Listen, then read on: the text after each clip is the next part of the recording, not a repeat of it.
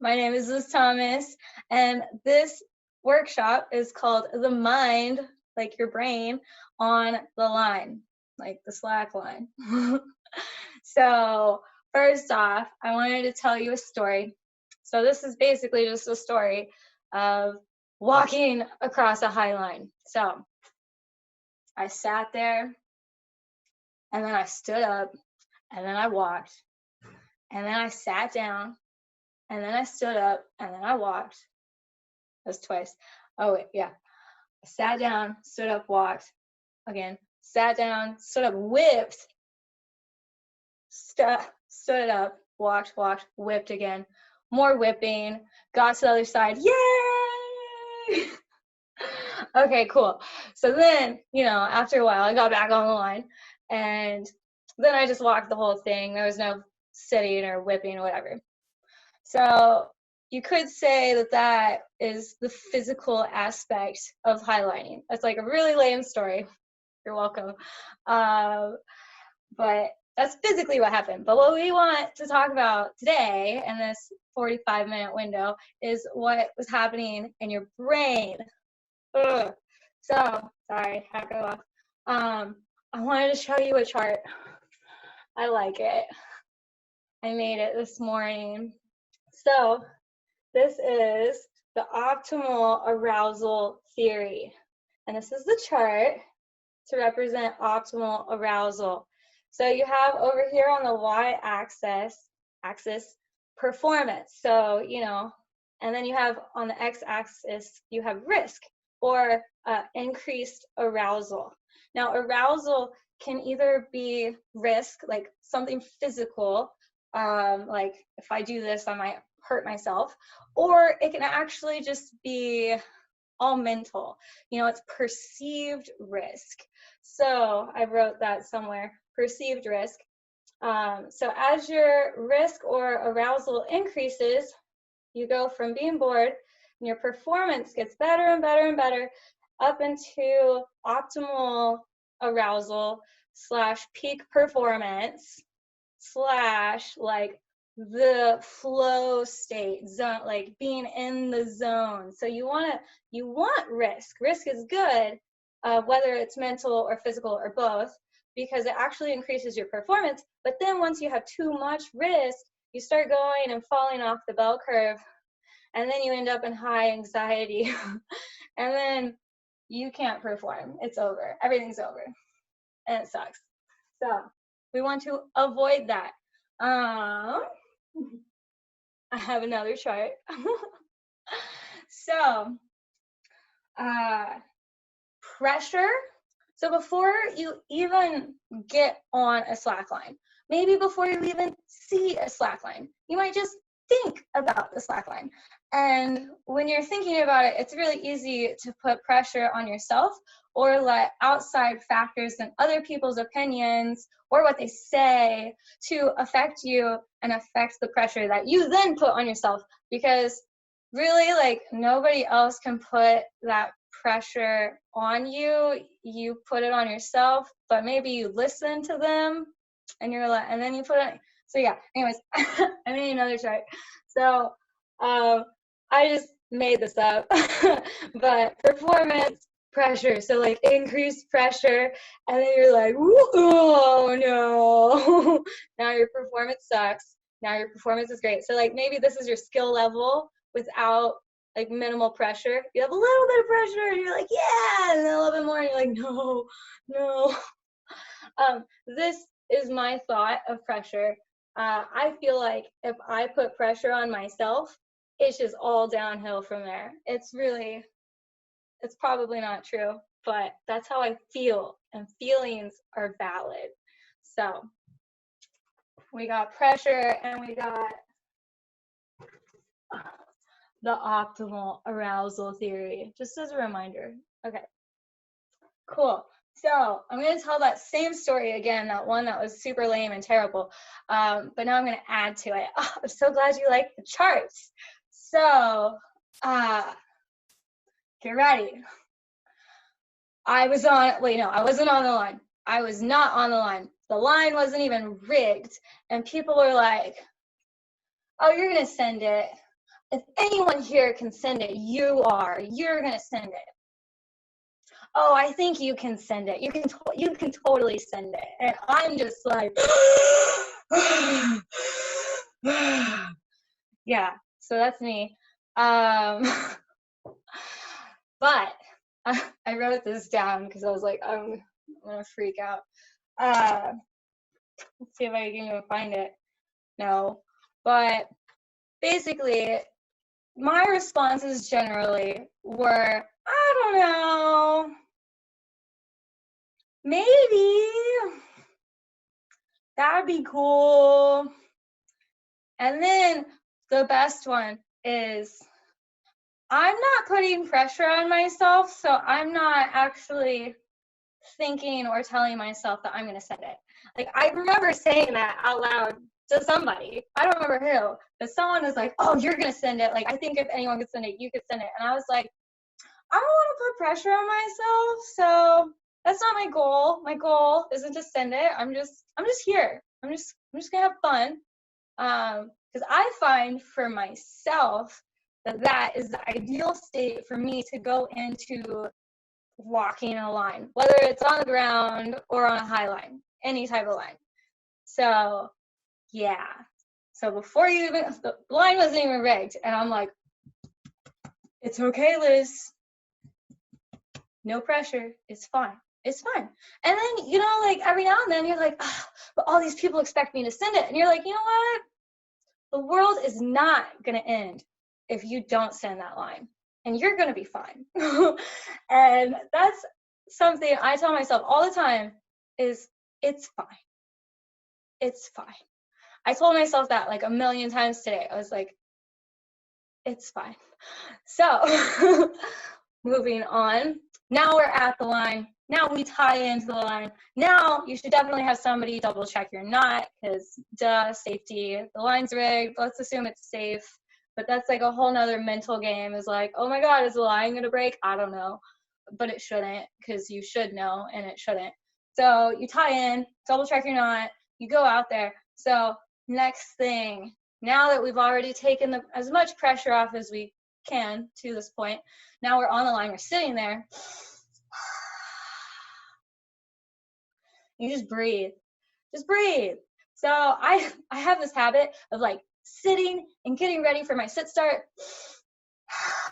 And I breathe there, and then I feel that there's so much tension in my body that I'm like, why am I sitting in my sit start? And then I get out of my sit start and I just sit on the line, and then I breathe again, and then I'm more relaxed. And then I'm like, okay, now I'm actually ready. And then I prepare for my sit start again. And then I breathe again. And I just try to, you know, like release that tension, the anxiety, and the pressure. And then I stand. And then I walk. So on this line, I walked, but then I walked a little bit, and then I sat down. What? I know you can do that, right? It's crazy. You can sit. It's true. You have to practice, but you can do it. So if you sit, the nice part about that is it's like, boom, your on-site send is gone.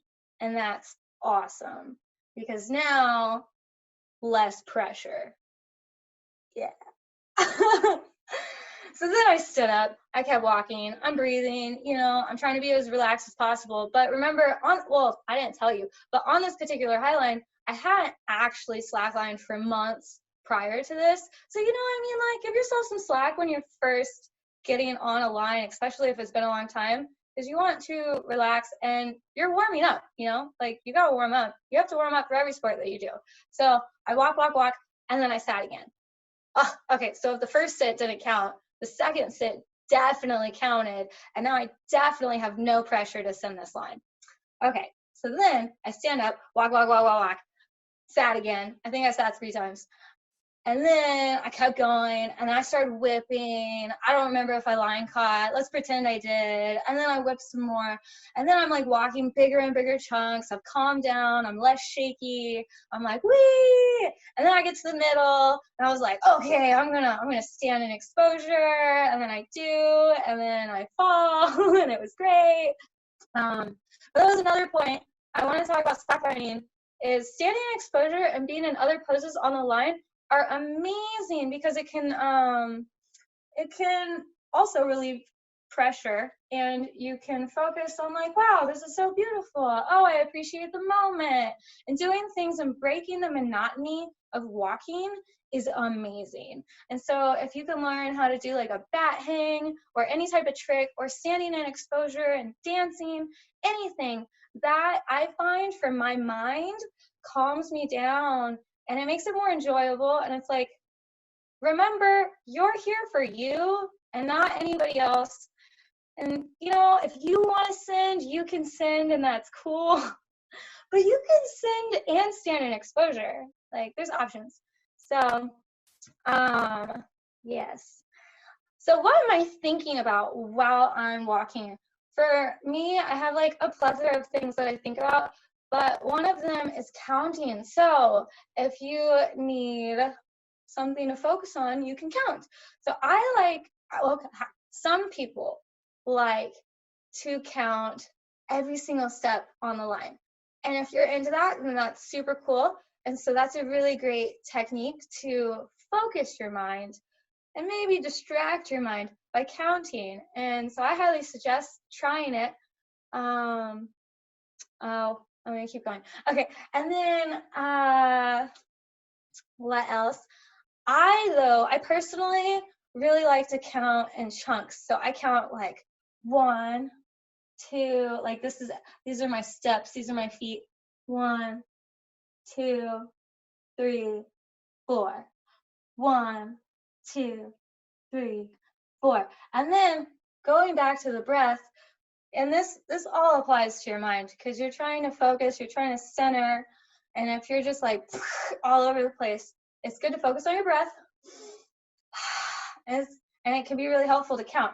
So I might breathe in and then breathe out for 2. And so I synchronize my breath to my walk, whether it's a full inhale and exhale with 1 step, or if it's inhale, exhale, or if it's inhale, inhale, exhale, exhale. A really popular thing, or for me, I love counting to 8. I think it's because I like to dance and do workout aerobic routines. And so you're like 5, 6, 7, 8, 1, 2, 3, 4, 5, 6, 7, 8. So I like to count to 8, but I count all over the place. Sometimes I'm just like 1, okay, restart. 1, okay, restart. If you watch my mouth, sometimes when I'm highlighting, I'm just counting. Not always, but so counting. So okay, so I keep walking on this line. Or wait, let me catch up with some of these things. Which lines do I feel the most pressure? Big high lines. For me, the pressure, actually small lines too, small lines. Oh my God, because you're like, if I fall, all these people are gonna judge me because they're gonna expect me to not fall. So probably small high lines, but I try to be like, you know what, I'm not doing this for them, I'm doing this for me, and I'm allowed to fall. For me, the pressure is mostly dependent upon who I'm with. I'm not so much the type of line. Well, that's where I say, Adam, I think, yeah, Adam, that, yeah, people put pressure on you and it sucks. But really, you are the only person that can put that pressure on you because this is like a make-believe feeling thought. And so, like, they might be saying things that like cause that to bubble up inside of you, but you choose what to do with that. And so that's where like I would respond, you know, hey, I'm like, you know, my goal isn't for this, I'm just gonna have fun. And like you have to tell yourself that. You have to be like, I'm here for me and have fun. I don't care what anybody else thinks. And then you have to execute that and actually believe it in your soul for it to work. On-site fun, yeah, breathing with steps. Okay, cool. Continue. Counting. So yeah, I like to count blah, blah, blah. We get that. And then for that particular crossing, I think I literally counted the whole time. And like, I'm not perfect. I'm sure I get distracted and then I get wobbly and then I go back to counting. Another thing, I find counting can like help my momentum, you know, like if I have like something, like a little bit of a beat, but also my steps don't necessarily happen because I've counted. Sometimes I count with the steps / the steps come with counting. I don't know. They feed off of each other. I don't know. So moving on. Okay. So I get to the other side of the line. I sit down. I get off the line. You know, I hug my friend. It's like, yay, highlighting. And then I was like exhausted, and I drank some water. And then this is great. I think it's funny. There was peanut butter at the other side of the line, and I was starving. And so, of course, there wasn't a spoon or a utensil. So I was like, where's the stick? And I'm like looking everywhere for a stick, and there's no stick. And so then I was like, well, what do I have? And I was like, I have a hangover. So, you know, in case you ever have peanut butter without a utensil, it definitely works if you just scoop it with your hangover and then lick it off. So I highly suggest this if you're in a pinch. But, you know, be careful. I mean, maybe try to not get it in your bearings. It actually looks like there's peanut butter from when I did that in there. Oops. I should probably wash this. But then, what's a hangover? I'm sorry. Well, I can tell you. Okay, a hangover is this thing you clip over the line, and then you slide on it like a zip line, and it's awesome because you spin. It pretty much, if you ever highline, you should have one. The number of times I've used it to spread PB, that's funny. So now my mouth's all sticky. What do I want to talk about? So then, okay, so I get off the line. And, you know, hug, peanut butter, and then I walk away, I lay on the ground, and then I just breathe because I'm trying to relax, because I know that I need to go back, and I'm exhausted. So I breathe, I relax, I chill. I also peed and probably pooped a little bit, and then I kept breathing, relaxing, and chilling. And then it's my turn. I heard like the war cry. That was my turn. So I was like, okay. And so I get, and I tie my knot. And I remember very specifically this time being like, can you check my knot? And so I had like 2 different people check my knot. And they're like, oh, it's amazing. And I'm like, okay, thanks. No, they're probably like 2, 2, 2, 2. And I was like, okay, cool. Okay. And then I get on the highland. And I stood up. And then I walked all the way across, and then I sent the line. So, ta-da! But what was I thinking? I was thinking, okay, did I write it down? I think I wrote it down, but I didn't write it really big. Which line? I don't want to tell you yet. I'll tell you in a little bit. I've totally wrote it down somewhere. Oh, it's kind of hard to read. So these are my favorite mantras. This feels amazing. So that is like literally what I was thinking the entire walk. And I do it with the steps, right? So it's like one step. You can't see my feet, but this feels amazing. Or if I'm like really trying, it might be like, this feels amazing. So it depends. And sometimes I'm just like chilling, like, this feels amazing. And other times, yeah, like I'm like, oh, this, and I'm like fighting for every step. You know, it depends.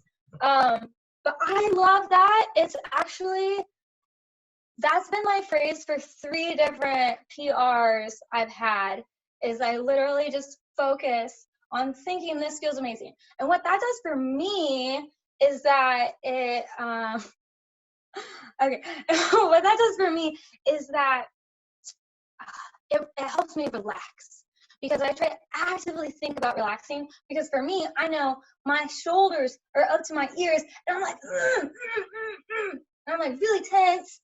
Don't do that, because it's like not very productive, and then you get exhausted and tired, which is also a good reason for sitting. Rewind. So the sitting thing, it takes pressure off, but it also can be used to like skip the battle. You're like, you know what? I'm just starting out. I'm just warming up, and you don't want to like fight in the very beginning. You're like, I got a long way to go. I'm just gonna take it easy, and so I can feel the fight coming. So I'm gonna sit down. So that's a really good reason to sit. I like that. It saves your energy so that you can last longer. But anyways, this feels amazing. For me, sometimes I'll start thinking that, and my shoulders just drop. I try to drop my shoulders, and I try to be as relaxed as possible, within reason, because you're standing and walking across a high line or a slack line or any sort of line. Let me see how. Oh, but I just want to see what time it is. Okay, whatever. So this feels amazing. So I highly suggest finding mantras. So far we've talked about the pressure, we talked about breathing, also physically being safe, and then counting. Did I already say counting? And then mantras. So that's one of my favorite mantras, but I've used lots of mantras, and you don't have to like pre-plan mantras. I find that I just get on the line. Oh, thank you. I just get on the line, and generally there's like something I'm vibing with that day.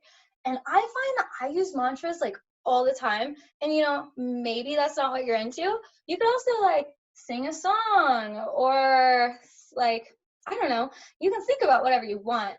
But this for me helps me center myself and be present and be in the moment, especially if I'm feeling like more scattered. But this feels amazing. And it's nice because it's like this all-encompassing thing. It's like, oh, my body is like here in space in this beautiful place. And oh, there's a bird. Oh, it's pretty. Like, oh, like I like to try to give appreciation to everything as it's happening, like not all at once, but like, like maybe I'm like, oh, thank you, line. Thank you, bird. Thank you, rock. So I like to do that. But yeah, this feels amazing. So my other mantra is, let's say, I'm cruising on this feels amazing. I'm thinking it with every step, but then I'm still, you're still slacklining. It's still hard. And so maybe I'm like falling, and I'm like, oh. What I do is I give myself permission to fall. I am like, it's okay to fall, Liz. It's allowed. It's allowed. And I give myself permission, and I find I fall less because I give myself permission. But you have to like fully believe it and embrace it for that to work. You can't just say that and not believe it and then actually calm down. But I find if I tell myself that and I believe it, that I calm down, I relax, and I'm able to actually, generally, not always, but more often than not, I find that I recover, and I'm like, oh, it's okay. And then I'm like, oh, it is okay. I'm alive. It's fine. Everything's fine. And even if you do fall, you're fine, because you're just gonna hang in your harness. So it's okay. It's okay. And this feels amazing. Let's just look at it again. Oh, and then I wrote, it's fine. So this feels amazing, and it's okay. Okay, those are my things. So then I keep walking.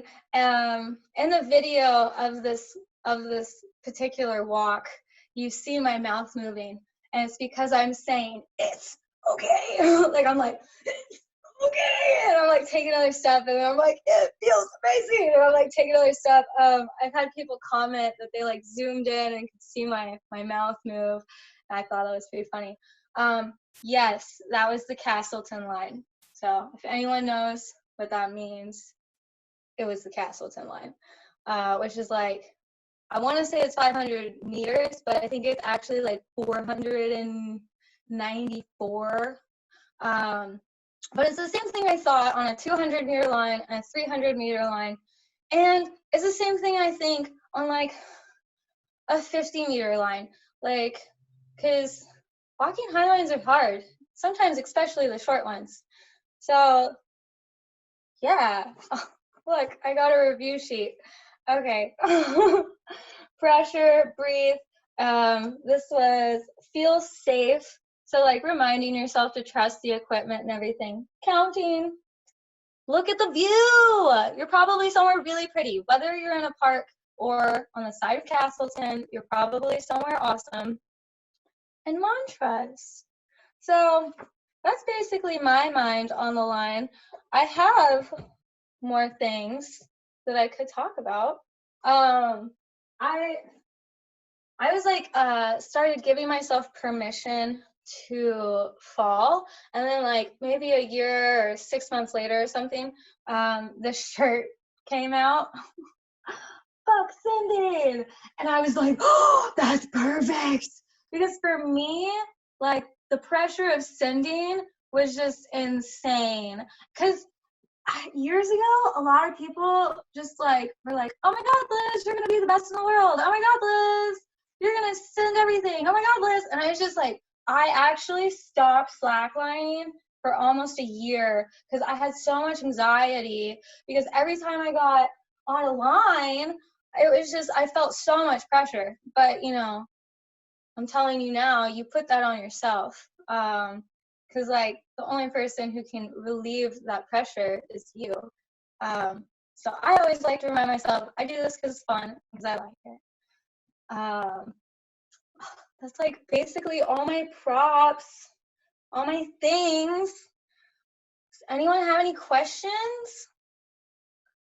How many people are here? Oh, okay. Yeah, are there any questions right now? If not, that's okay.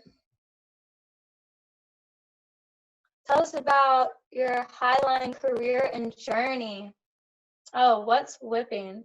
Whipping is falling under the high line and you hang on the leash. So it's like if this is a line and you're standing, you fall like here and then you hang under the leash and you're like, ah, and then you have to climb back up and get back on the line. I love your storytelling. Thank you. Thank you.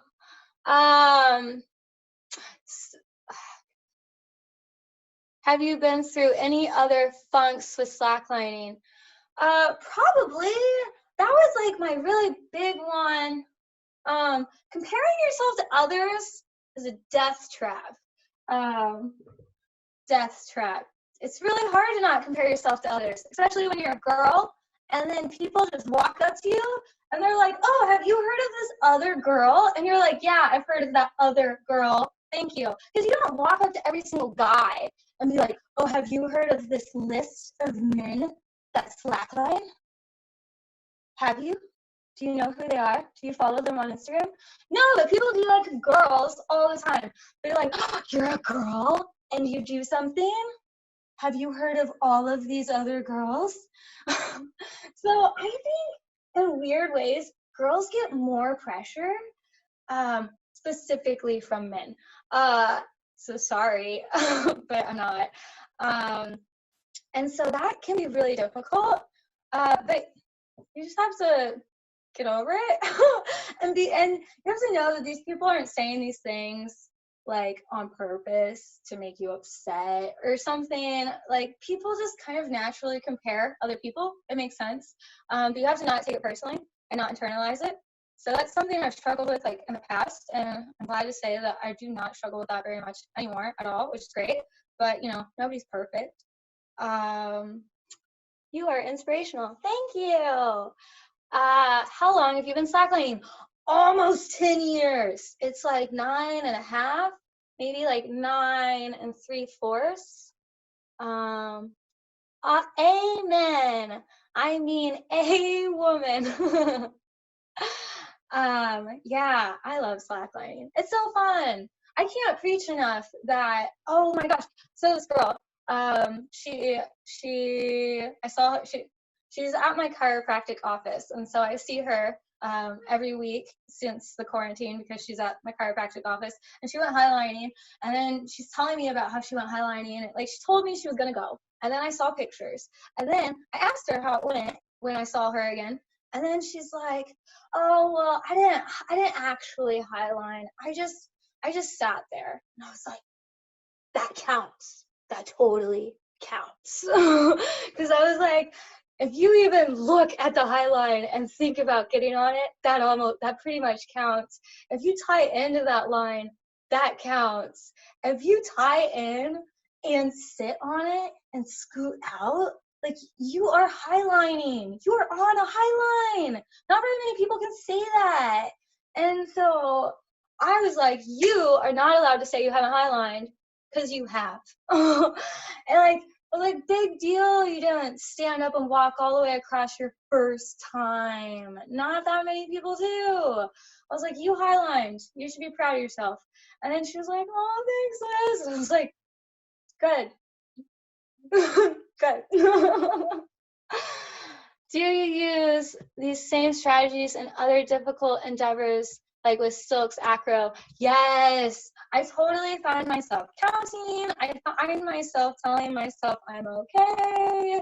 I pretty much use this stuff across the board, but I notice it like on crack when I'm highlining and slacklining. But yeah, I use it with acro, and I use it with aerial silks and all that stuff. Okay. Yeah, are there any more questions? Is there anything I missed? I feel like I had another thing I wanted to say, but now I can't remember. I don't know. Dakota earlier asked something about my highline career. I mean, sometimes I highline for money, and that's fun, like over crowds. I love performing highlining as like a circus thing. I've only done it, I don't know, 5 times maybe, but it's so much fun highlining over a crowd and doing like a circus show, and like, it's great. And I want to do more of that. So hopefully I'll be performing more in my future. Do most lines have a difficult section? Oh my gosh, I didn't even talk about that. So lines, they're like wobbly, and they have like anchors, and then they have this middle section that's way looser than the anchors. And most of the time, I think the middle is the easiest, and the anchors can be the hardest, but your breath, you'll find your breath and for me, my counting or my mantras will change pace and or be totally different depending on what part of the line I'm on, because this tends to be really tight and jittery, and this tends to be like looser and soupier. And so I find that I'll use different techniques all the way down the line because the line's different everywhere. Are you looking forward to a specific line in the future? Not at the moment. I'm not like, I want to do this line. Maybe like, I guess I really just want to go to places. Like, I want to go to Brazil, I want to go to Australia and New Zealand and Greece, and I want to go to Europe. So I have goals of destination highlines. I don't have like a highline that I want to do. So hopefully I'll be traveling somewhere near you. Maybe like around the nose or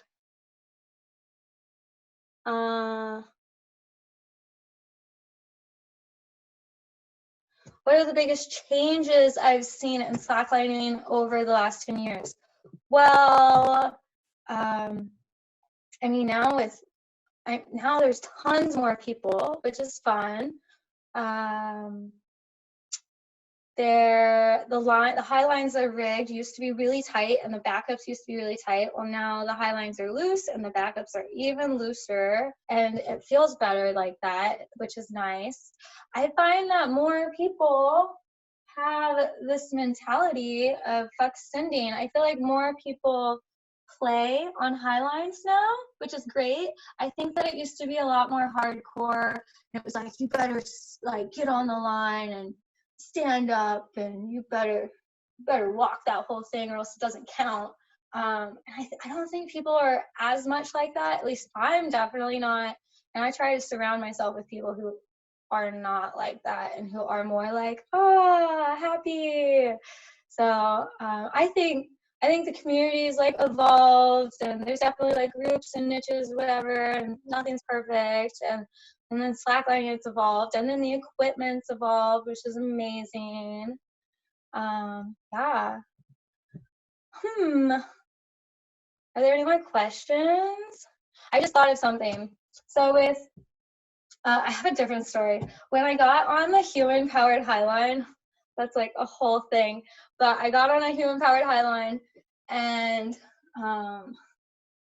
but this one guy walked up to me. I'm like, have a microphone on, like I have like an earpiece on, and like the mic's like tucked in the back, my harness is on. There's like a drone probably already in the air. There's like 20 people holding each side of the line, and this story could be twice as long. But this guy walks up, and he just looks at me, and he's like, so are you gonna actually walk the line, or are you just gonna do tricks?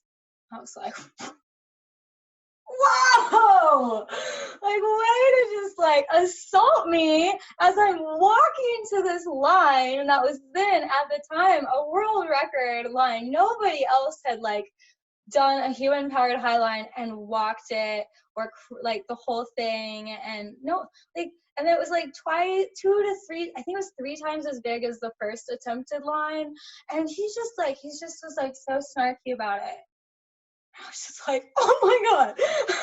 And I was like, well, I mean, I planned on doing both, because I did. And then I did both. So, but it was ridiculous. Like, it was so rude. It was so rude. I will never forget that. But I got on the line, I stood up, I walked. It was really difficult. I did it. I sat down, and then I went to the middle and I did tricks, because I like to walk and I like to do tricks. So I like to do both. But I think everyone should get some tricks in their repertoire, because it makes highlighting so fun. What are the biggest, oh, I already did. Keep feeling empowered. Thanks, Jake. Okay. Are there any more questions? I'm sure I can come up with more stories. I wrote so much. I actually thought I was going to talk for way longer. I was really nervous I was going to be like overtime. I'm sure I have more things. I just talk about the fear of failure. Where do you store your self-worth? So a lot of people who have a fear of failure might store their self-worth in their athleticism. So if you are like, oh, I'm only this worthy human being to the planet if I walk this line, that's a lot of pressure. And I don't recommend that. And so it's good to not store your self-worth in being athletic. And people like in the NFL, performers, like big time athletes have performance anxiety all the time. And that's why there's a whole career option, and you can go to school for like being a psychologist and a therapist to deal with performance anxiety, because there's situations where someone in the NFL is like at the peak of his career, and then he just freezes. And it happens in golfing, it happens in everything. It's happened in tennis, it's probably literally happened in everything.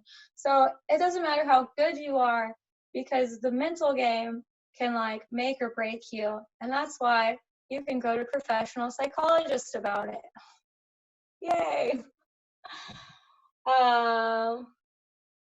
Where did you first try slacklining? I first tried slacklining in Colorado, in Durango, where I went to college. I was like, I'm from Oklahoma. I was fresh out of Oklahoma, and just moved to Colorado to go to school. And I saw my first ever slackline, and I was just like, whoa. And my parents were with me, and they're like, oh, you should go try it, Elizabeth. Because no one really called me Liz yet, or they probably called me Eliza. You should go try it, Eliza. And I was like, okay. And then I stood on it, and then I fell to the ground. Yeah, and it was great. And then I walked away. And then a week later, I went rock climbing outside for the first time.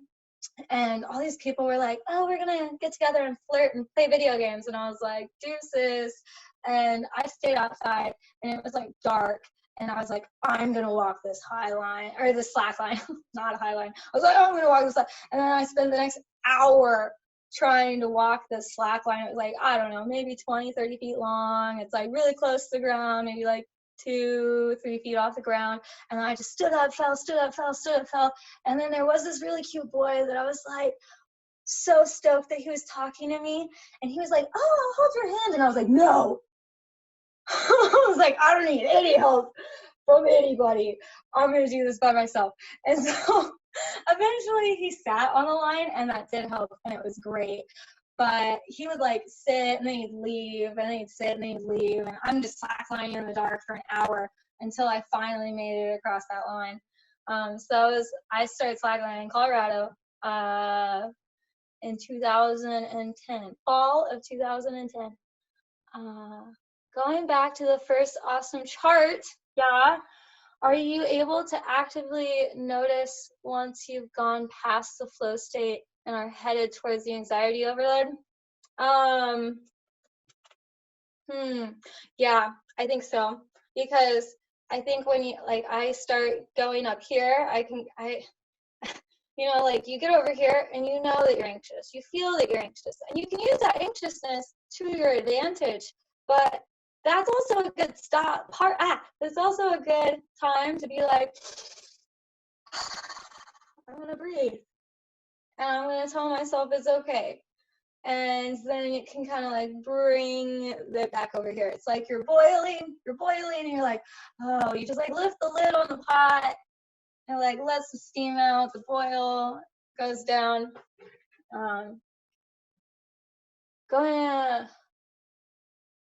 Ian Scott asked on Facebook, coming back to Dayton, Ohio. Well, I don't know if the festival is going to happen.